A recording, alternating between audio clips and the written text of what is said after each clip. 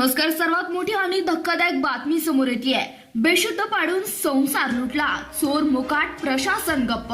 महूद पंढरपूर रोडवर पहाटे हल्ला. असलं मुलांनी यांना गुंगीचं औषध देऊन 82,000 प्लस 2.5 तोळे सोने लंपास.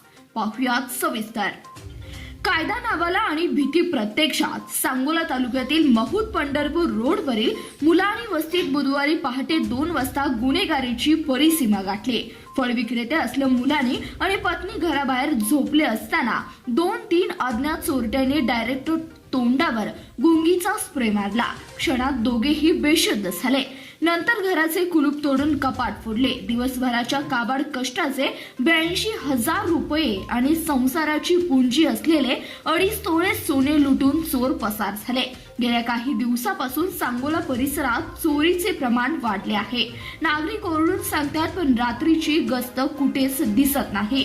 आम्ही प्रामाणिकपणे राबतो, मेहनतीचे पैसे गेले, आता घरात झोपलो तरी सुरक्षित नाही का? आम्ही जगायचं तरी कसं?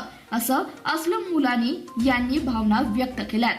टॅक्स आम्ही भरतोय, लुटले आम्ही जातो, तर 24 तासात गस्त वाढली नाही तर आम्हाला रस्त्यावर उतरावं लागेल, अशी भूमिका परिसरातील नागरिकांनी घेतली आहे.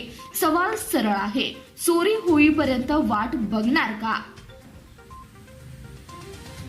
धन्यवाद. पाहत रहा CBS न्यूज मराठी.